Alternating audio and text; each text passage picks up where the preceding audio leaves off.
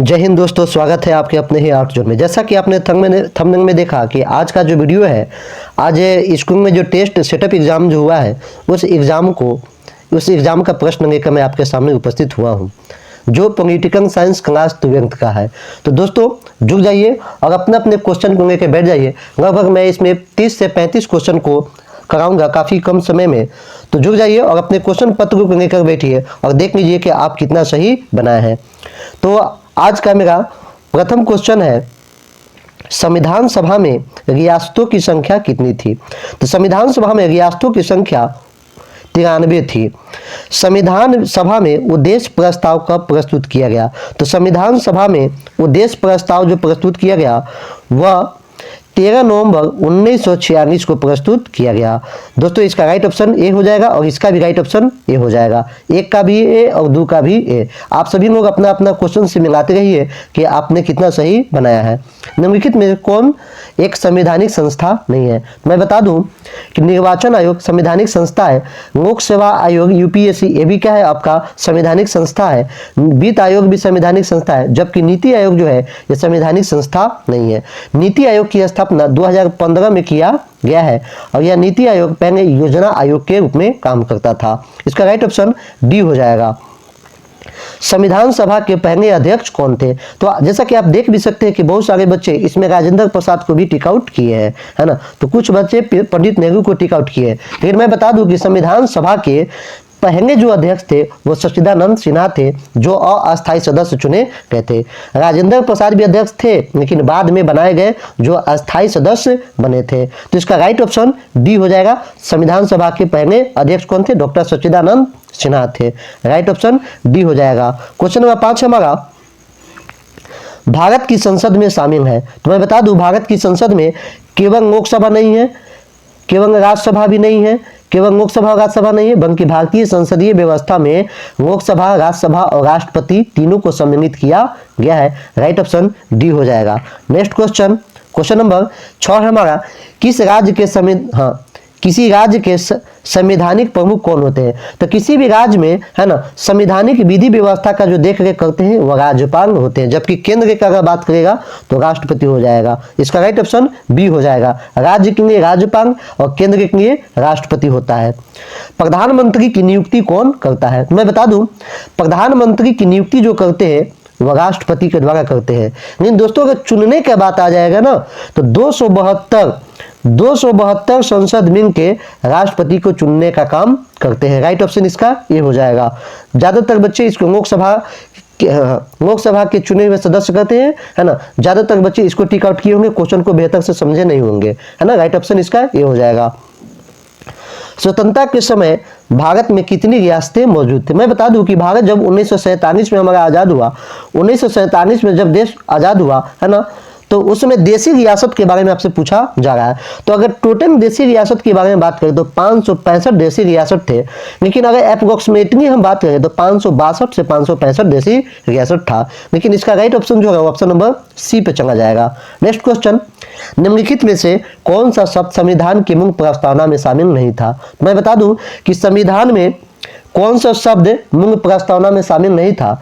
तो आज के संविधान में अगर हम बात करें तो समानता भी है, धर्मनिरपेक्षता भी है, न्याय भी है और स्वतंत्रता का भी बात होता है। लेकिन मूल संविधान के बारे में बोलना है तो इसको कुछ हद तक हम एक मान सकते हैं। नेक्स्ट क्वेश्चन की तरफ आते हैं हम लोग।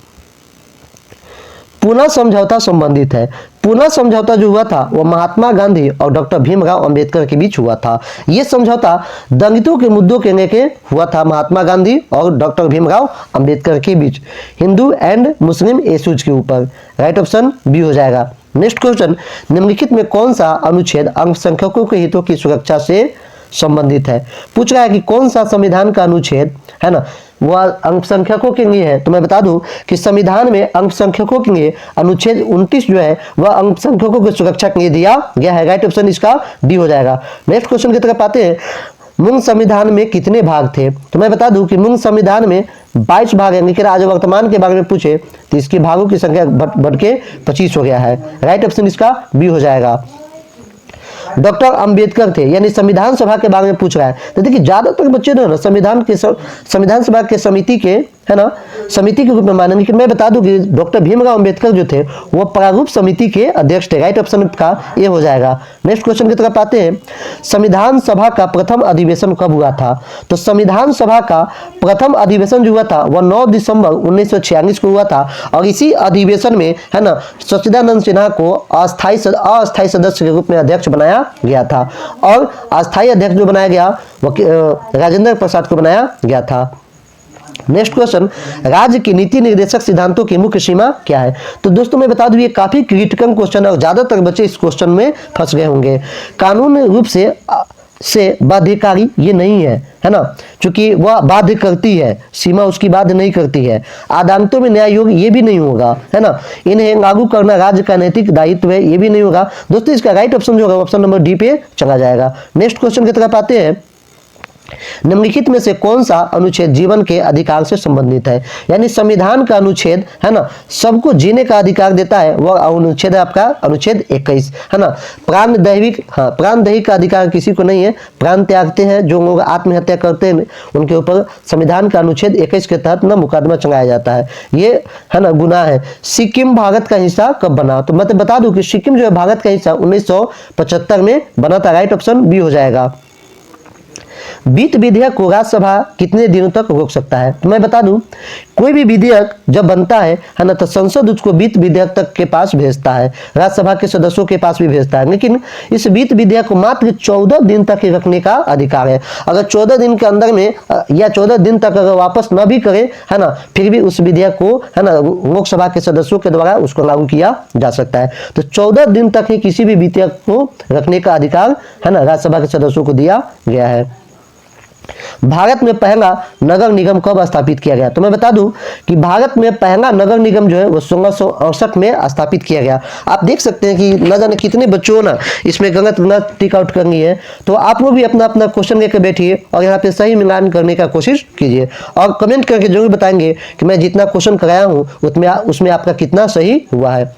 मंत्रिपरिषद सामूहिक रूप से किसके प्रति उत्तरदायी होता है? तो मैं बता दूं मंत्रिपरिषद जो होता है ना, सामूहिक रूप से संसद या लोकसभा के प्रति उत्तरदायी होता है, जो मैं यहाँ आपको साइड में लिख भी दिया हूँ।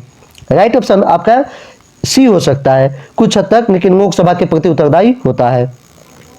पहली लोकसभा का गठन कब हुआ? तो मैं बता दूं पहली लोकसभा या पहली आम चुनाव के बारे में पूछे तो 1952 में पहली लोकसभा का गठन हुआ था या पहली आम चुनाव हुआ था। नागरिकता से संबंधित प्रावधान संविधान के किस भाग में वर्णित है? तो मैं बता दूं संविधान के 22 भाग में, है ना, संविधान का जो दूसरा भाग है वह भारत के नागरिकों को नागरिकता देने से संबंधित प्रावधान किए गए हैं। इसका राइट ऑप्शन बी हो जाएगा भाग 2। भारत के संविधान में कुल कितने अध्याय है? तो मैं बता दूं कि अगर पहले के संविधान के बारे में पूछेगा तो 22, लेकिन आज वर्तमान के बारे में पूछ रहा है तो 25 हो जाएगा। राइट ऑप्शन डी हो जाएगा। जैसा कि आप देख भी सकते हैं कि जिन बच्चों को यह क्वेश्चन है वो 22 मार्क हुए थे। नेक्स्ट क्वेश्चन की तरफ आते हैं। क्वेश्चन नंबर 30 हमारा, निम्नलिखित में से कौन सी युक्ति राष्ट्रपति द्वारा नहीं की जाती है? तो राष्ट्रपति द्वारा, है ना, प्रधानमंत्री की नियुक्ति की जाती है ना, मुख्य न्यायाधीश की नियुक्ति की जाती है, राज्यपाल की नियुक्ति की जाती है, लेकिन लोकसभा का जो अध्यक्ष होते हैं इनकी नियुक्ति राष्ट्रपति के द्वारा नहीं किया जाता है, बल्कि लोकसभा के जो लोकसभा सांसद जो होते हैं ना उनके द्वारा लोकसभा का अध्यक्ष की नियुक्ति की जाती है। भारत में वास्तविक कार्यपालिका शक्ति का प्रयोग कौन करता है? तो भारत में ना वास्तविक कार्यपालिका शक्ति का जो प्रयोग करते हैं वो आपके राष्ट्रपति करते हैं, है ना। राइट ऑप्शन आपका बी हो जाएगा, सॉरी ए हो जाएगा, राष्ट्रपति। नेक्स्ट क्वेश्चन की तरफ आते हैं। क्वेश्चन नंबर 32 है हमारा, भारत के राष्ट्रपति को अपने पद से हटाया जा सकता है, यानी भारत के राष्ट्रपति को कौन हटा सकता है?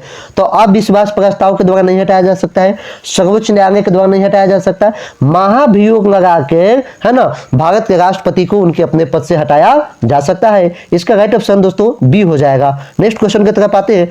संविधान दिवस कब मनाया जाता है? तो मैं बता दूं कि संविधान दिवस जो है वह 26 जनवरी को मनाया जाता है, क्योंकि 26 जनवरी 1950 को भारतीय संविधान लागू किया गया था, इसलिए 26 जनवरी को, है ना, प्रतिवर्ष 26 जनवरी को हम लोग संविधान दिवस के रूप में मनाते हैं।